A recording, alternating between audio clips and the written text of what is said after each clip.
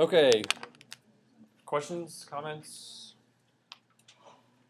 There was a question, if you see a file in your directory that ends in a tilde.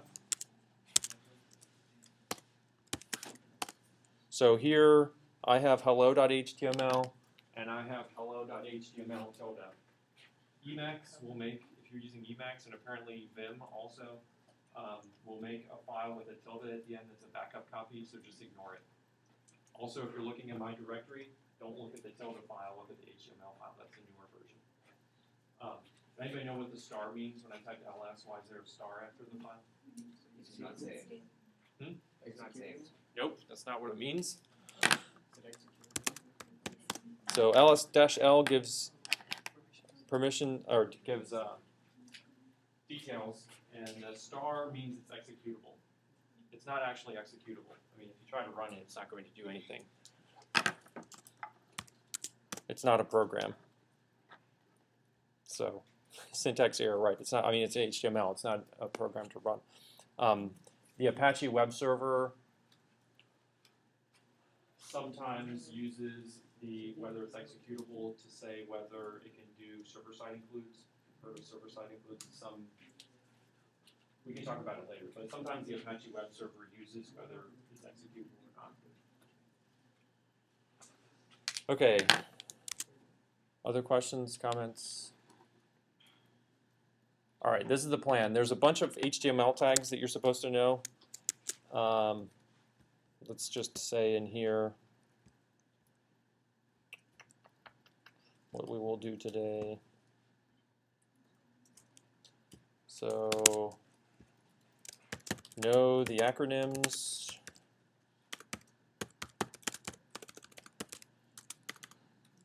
How do you spell it? It's okay with that. Should there be an N? No. And a one-sentence description. So that is, you have your HTTP, HTML. Let's go back. So HTML, CSS.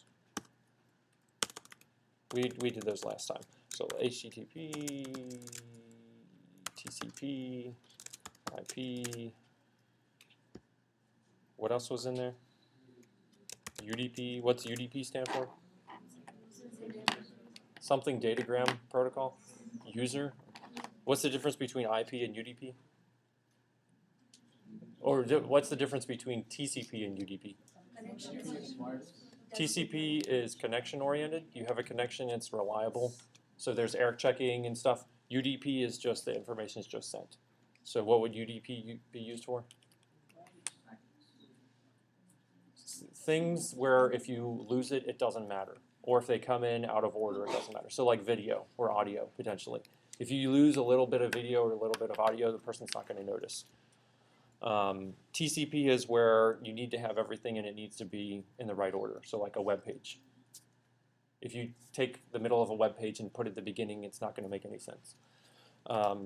Okay, so that'd be your one sentence description of TCP UDP. Is there transport protocols, and TCP is connection oriented and reliable, and UDP is not connection oriented and not reliable.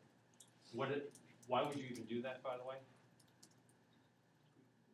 It's more efficient. If you're keeping track of reliability and connections, that's extra. There's extra data in there somewhere. And UDP, you just send. You don't have any extra data to keep track of, just what you send. Okay, take a networking class. What's the advice? Were there other?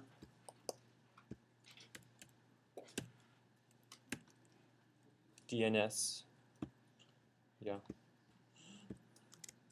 You should also know that acronym.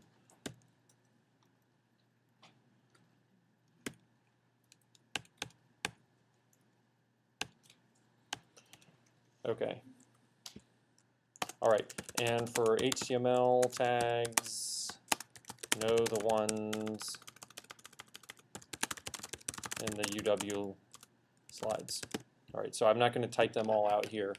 What we'll do is a quick just paging through, this is what this tag's for, and then we can do some example. All right, so this is your basic structure of an HTML page. It is You always have a begin tag and an end tag, and they're supposed to match up. So begin end, and then you have begin end on a head, begin end on a body. So the stuff in the head is supposed to be like, what do they call it? They call it metadata, information about the page, not the actual page. The actual page is in the body. So this would be like the body of an email, and the head is like information about it. So there we just have the title. No, we don't have anything. All right, let's get to the title. There's the title. So we can start with a working example over here. We'll call this August 25th.html. Start with their basic example.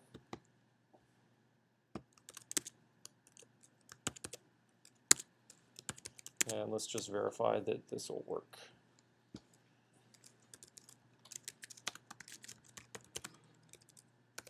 Oh, if you want to find where the files are, I think I put a link at the top.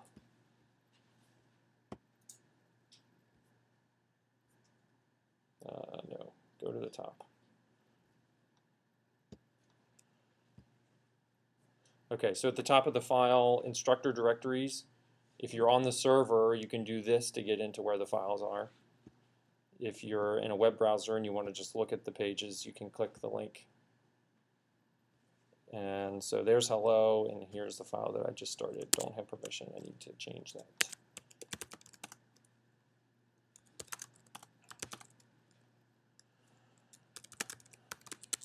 So if you look at the permissions on the file, I have my account set up so that by default, here it is.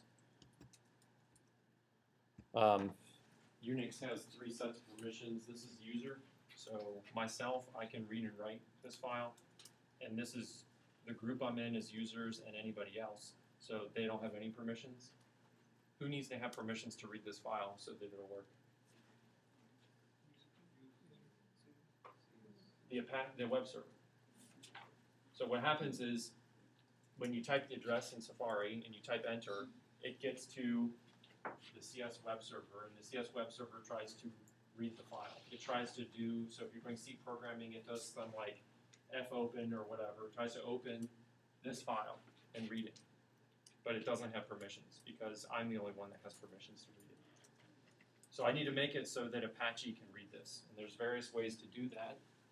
The quick and dirty way is chmod a plus x, that's all, or plus r. Everyone can read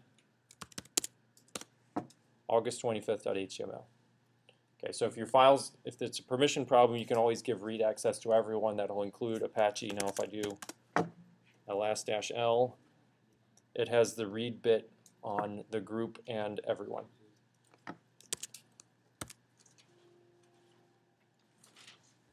So that's apparently,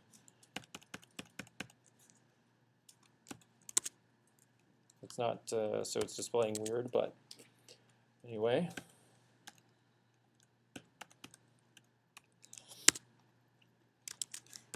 Okay, so that's one way. You have this command here. I'll just put, I don't know. Nice. All right. If you want a more refined way, so this is, you really just want Apache to have access. You don't care about everyone having access. So let me chmod group other -r. So there it is. It should not be readable again. I really just want to give Apache access, so I'll say there's a command set facl, that's file access control list, and those are the possible parameters I'm going to modify. I'm going to do the user Apache read. I think this will work. So this says the Apache user gets read access to this file. And if I do get facl, then it has user Apache has read access. Let's see if that worked. Yep. Okay, so that just gives Apache read access, and like none of the other users, you guys wouldn't be able to view it then on the server, but Apache would be able to. So for security, you would rather just Apache and not everybody else. If I want to make that the default for my directory,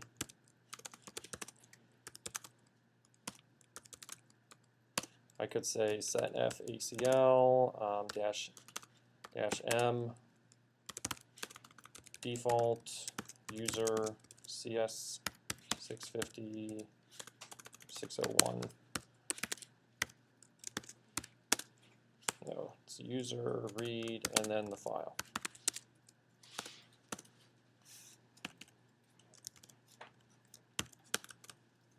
Default user Apache.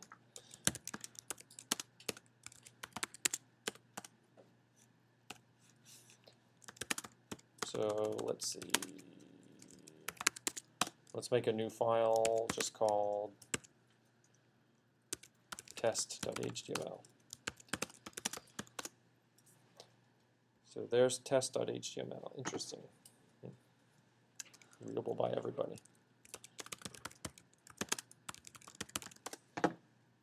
It has that Apache though in the access control list. So if you want to give somebody access to an entire directory, then you would do this on the directory. The default access for Apache is readable in this directory. I'm going to make it so that the default access for everyone is readable in this directory so that you guys can read the files.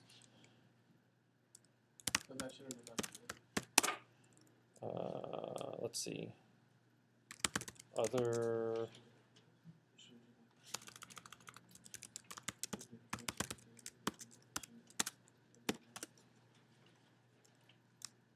Okay, so I think I made it so that everybody will always have access. The default other access is read in this directory. Maybe, I don't know. Okay, but you can always do a quick and dirty way is chmod a plus r. Just make everything readable. Directories have to be executable. So if you look at,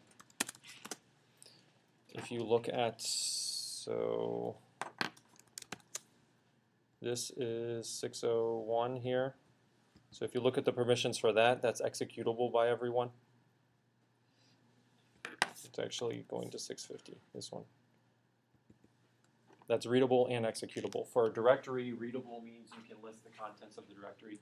Executable means you can actually go inside of it. So directory is not much use if you can't go inside of it. But I believe I set yours so that it'll work. All right, here we go. So we have we're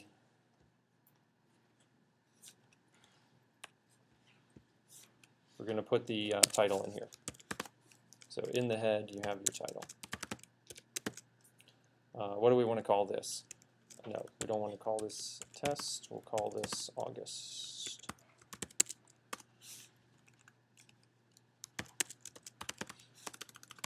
Title and introduction to HTML. You all know where that's going to go? Where were we? Let's close some of this. Over here. So that's up here in the tab, in Introduction to HTML. The body is the page contents. All right, so let's just quickly go through some of this stuff. All right, so P is for paragraphs, and there's an example there, and we'll say this is a website. Let's talk about Euclid.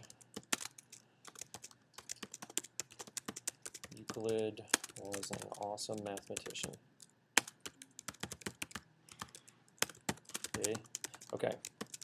Okay, so P is for paragraph, and if we just go and look what happens, it's just like gives an empty line in between.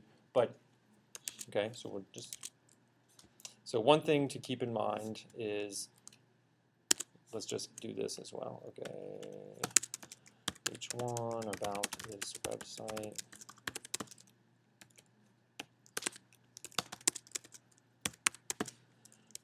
About Euclid.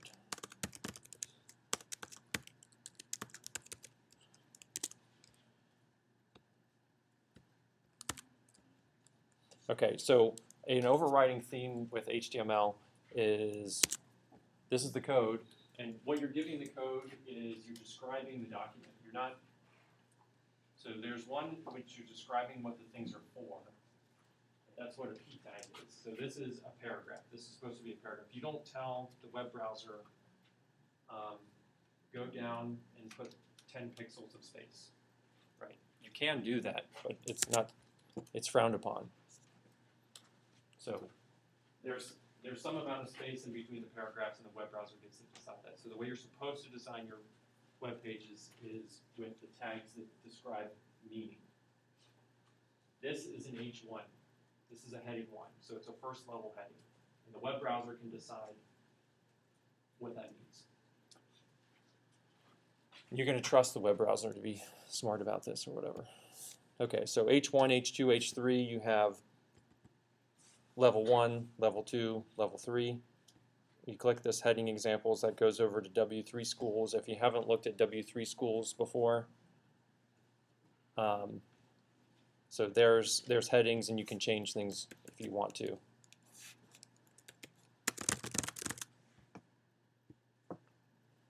And then you can see the change over there. Go back.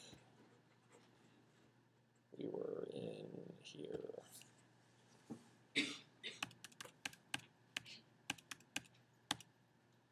Paragraph H1, H2, H3, and that was the introduction to HTML from that day. All right, so let's get to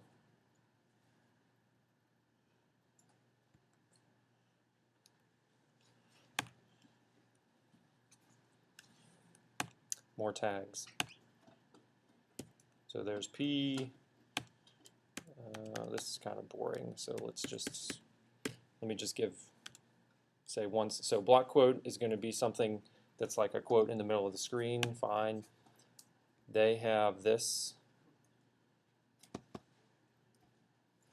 So this is another example where, so the Q tag is for just like quotation marks. So you could just put the quotation marks, but if you put the Q, you're sort of letting the web browser decide this is the best way to display this. In different situations, it may do it differently. So like the H1 tag, for example,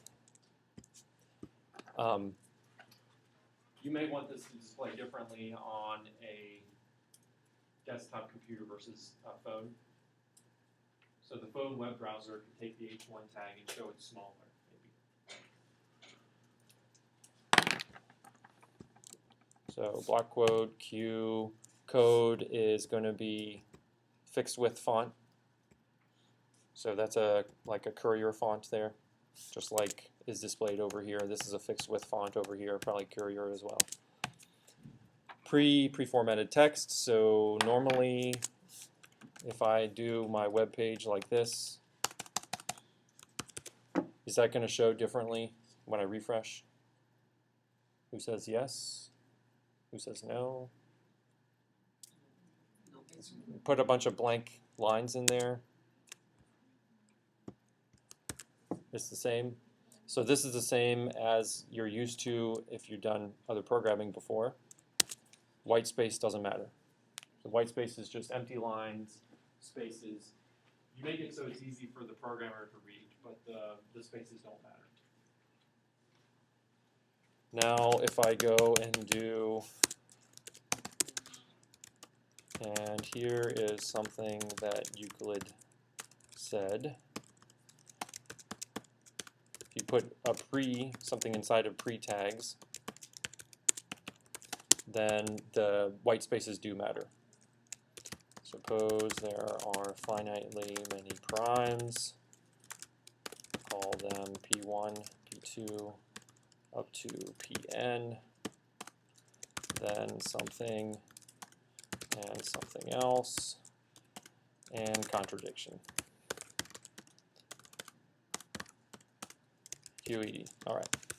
So if I go here and put spaces in and such, that should show up because it's in the pre-formatted. So there's pre-formatted. The spaces actually matter, and it puts a fixed width font on there. Line break. BR. So if I want to put an actual break in the line right there, then BR is for line break.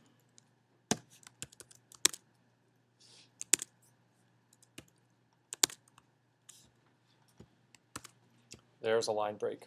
So normally it'll just wrap wherever it fits. It'll fit to the screen. But if you want it to break there, then you can use a line break. And so here they have example of a poem, right? So if you have a poem, then you want that to be broken at the end of the line so that it looks the way it's supposed to look. All right, so something important to keep in mind, this is, so mostly you can just like fall asleep and like come back and look at these tags later when you actually need to use them. So something that you should remember is anything that's in our code here, so this less than, greater than, this is how you talk to the browser. This is a paragraph tag. So less than, greater than are special. You can't just use them in your code. If I want a less than,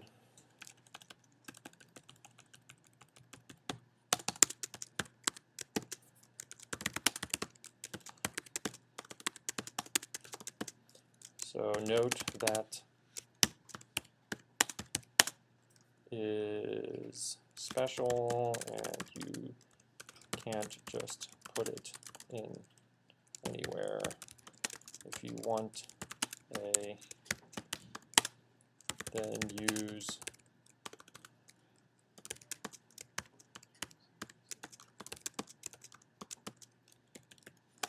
okay, so if you want a less than, then you have to use this code that they're talking about on the other page. That's this less than and greater than.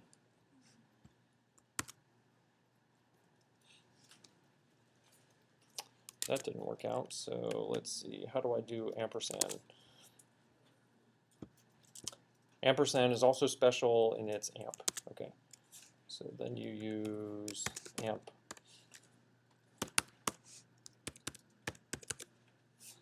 So if I want to say ampersand less than display, ampersand is also special. Why is it special? Because it's how you do less than. So this is the code for ampersand. Then you could put LT semicolon by itself because it's not special. What's special? Less than and greater than, because those are saying where tags is. And the way you say less than and greater than is with ampersand, so that has to be special as well. So those are ones to remember. Let's see if that actually displays correctly now. Yeah. And there's other, so there's other things that you can display that aren't just plain text, like accent marks and such. Here's an accent, or like a Spanish E with an accent. There's a tilde. Then all the other languages have stuff there too, copyright, trademark. But so the ones that you have to remember is less than and greater than. If you want to make it like a math page, you can't just start putting less thans and greater thans all over the place. Okay, what else do they want us to know? We're over here. More tags about things. Delete and insert. So if you're, that's self-explanatory. More, these are ones that you'll use, so you should remember EM and strong for italics and bold. And you can also use, instead of EM, you can use I for italics. Instead of strong, you can use B for bold, but that's frowned upon. And people will think that you're not a real web programmer or something, because this says what it means, not how to display it. So you're supposed to say what it means, not how to display it, when possible. HTML 1 or 2 or whatever, they didn't have this. They were just making stuff up on the fly, and they put B for bold, I for italic. And the browsers will still do that, and you'll still see that code all over the place. But this is the way you're supposed to do it. So we'll put a note here. Maybe we should put this under terms, notes, let's say deprecated stuff. So that is things that you need to know how to do, but you're not supposed to do it in your own new code.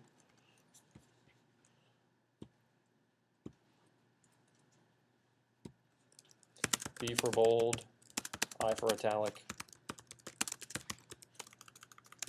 Should use instead strong for bold, EM for italic.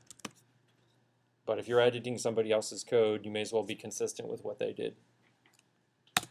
And there's going to be other examples too. You could make a whole list. And it'll display the same, whether you use I or EM.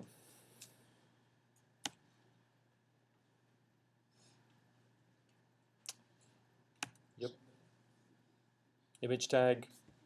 So an image tag doesn't have an end, and a BR also doesn't have an end. So I have a BR here. Normally you have begin and end, and the end has the slash in there. A BR is just, you're just making a break. There's nothing that you're putting inside of the break, you're just making the break. Same thing with an image, you're just putting an image. It's not that you're putting something inside of an image tag. So it's just like that. And to remind somebody that this is the begin and an end tag, you put the slash there. The browsers will display it fine whether you do or not, but it just reminds you that this is also the end tag. Okay, so you have to give it an image to show. And where is it going to look for this image? It'll look in the images directory relative to where the website is. So if I let's put some image in here.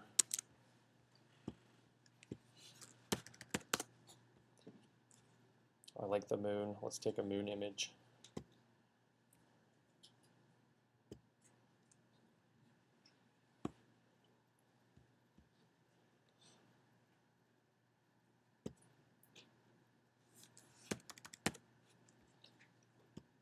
Downloads, fine. Okay, so right now that image is on my computer. I want it to be on the server. You can use a graphical something if you want, but if you want to do it in text. So I'm in the downloads directory on my computer. I'll FTP to the CS server. And then I'll go to where I want the image to go. And I'll put the image. Okay, so if you're on Windows, then you can have a, so let me just take a note about programs and such.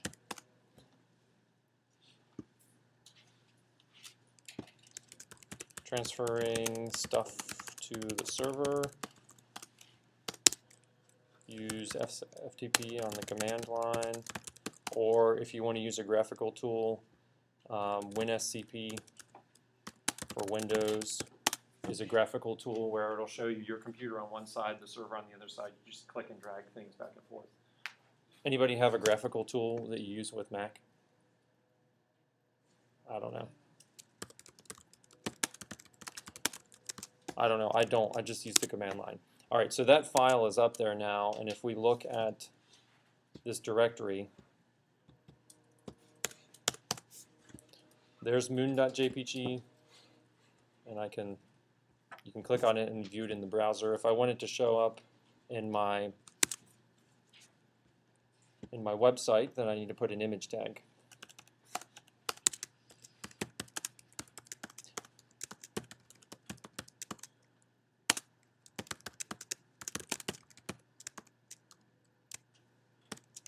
So there's the image tag. The source is the name of the file, and it'll look for it starting from the directory that this page is in.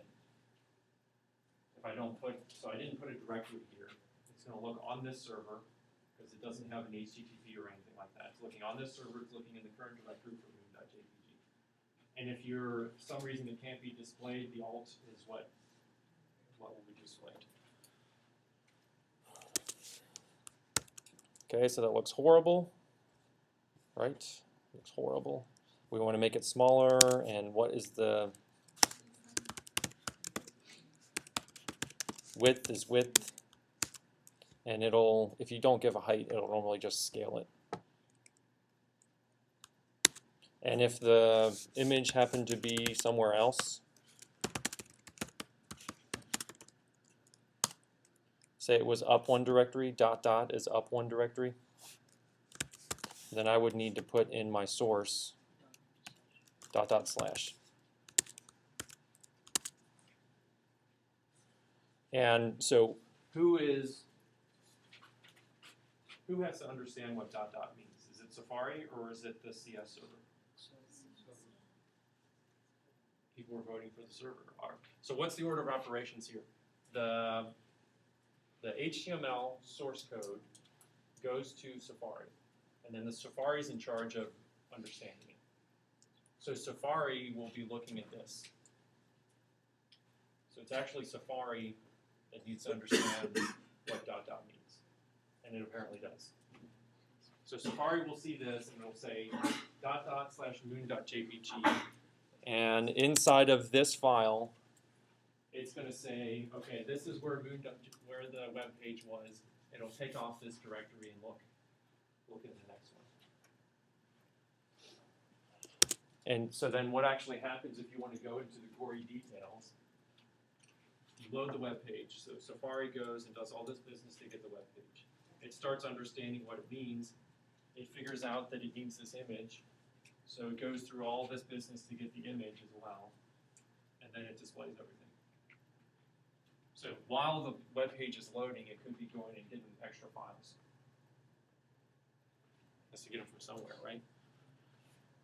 And so that's why you might see a page that, you know, stuff's loading and images just randomly pop up out of nowhere. It's displaying the stuff as it gets the information. Okay, what else are we supposed to know here?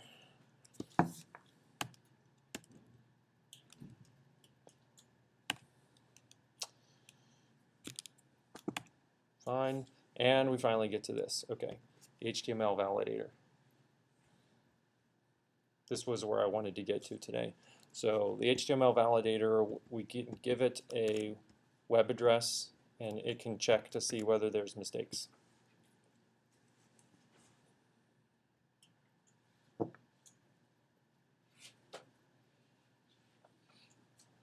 So there are some errors here that it doesn't like.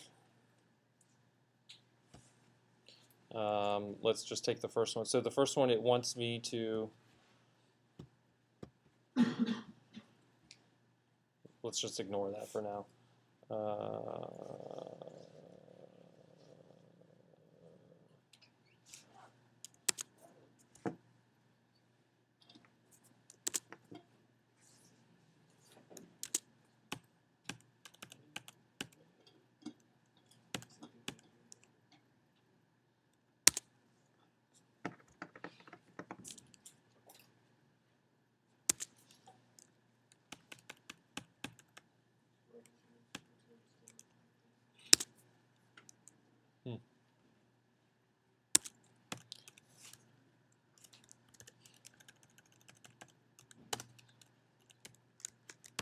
So I'm not a web programmer. So apparently we're supposed to put pre-tag outside of the paragraph. Let's see, check it again. Check.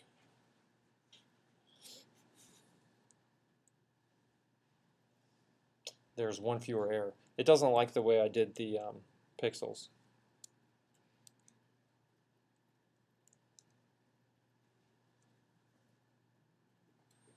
I think. Oh, it wants the image tag to be inside of a paragraph, apparently. Let's see.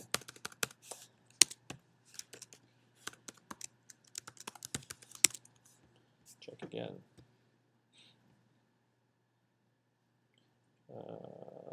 Okay, so it doesn't like.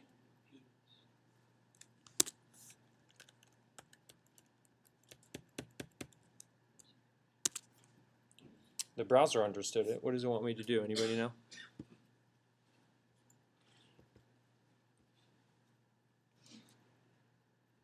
Non-negative, one or more digits, 42, but.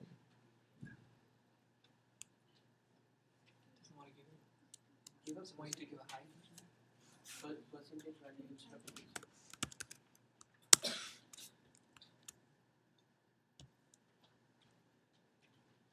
how's it going to display that? Okay, I don't know. All right, and then this other one, it wants a character encoding, so that should go in the doc type, right? Anybody know offhand? Doc type HTML, then what? Come on, you guys don't know what programming already? HTML character encoding.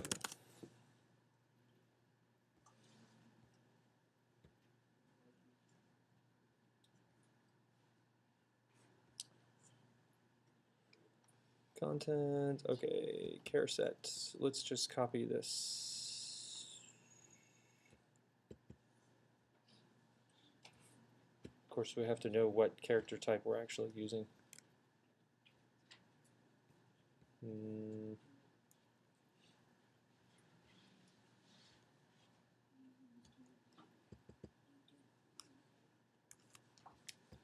Let's do it. Let's do it right.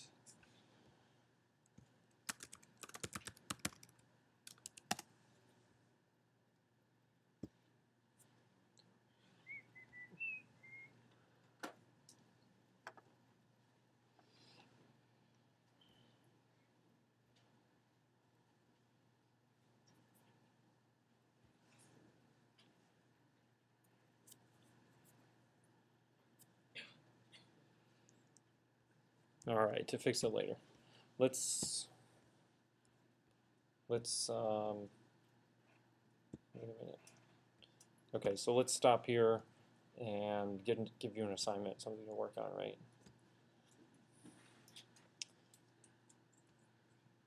We were here, we got all the way up to validating.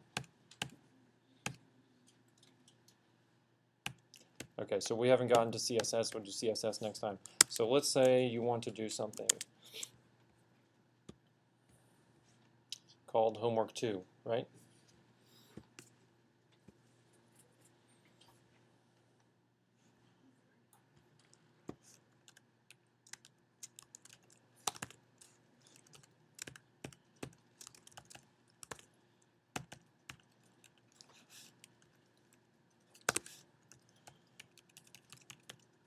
$10 points, let's make it due next time. So I mean, it's not going to be much, but tomorrow's the 25th, so we want to do 27th. All right, so you want to do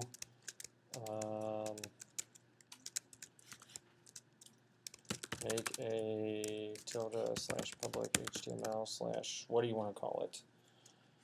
About me.html file. Okay, so required elements. So you must use HTML head, title, body, P, H1, H2, H3, strong, EM, BR, pre, other ones, ING.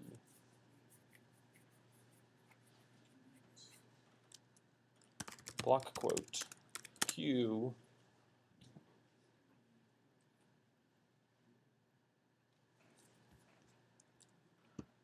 do them all.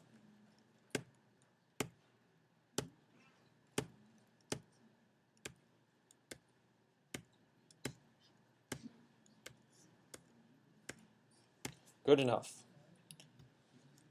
All right. Make it basic information about you or something that is mildly interesting. Okay. Whatever. So just have those in there.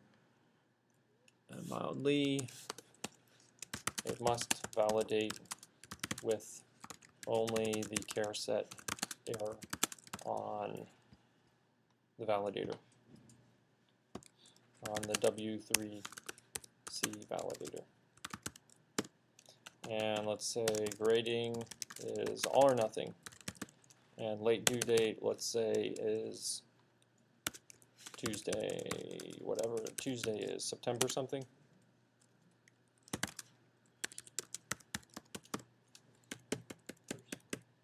Okay, Tuesday, September 1st. And the reason for that is you will do it, and you will get all this stuff in there, You may get some errors on the validator by Thursday, and then you'll be able to fix them by Tuesday. So that's the reason, because I'm going to give you all or nothing. You get an error, it's not worth anything. So that's why I'll give you till Tuesday to fix that, if you need to fix that. All right, take a minute, see if you have any questions about anything. Ready, go.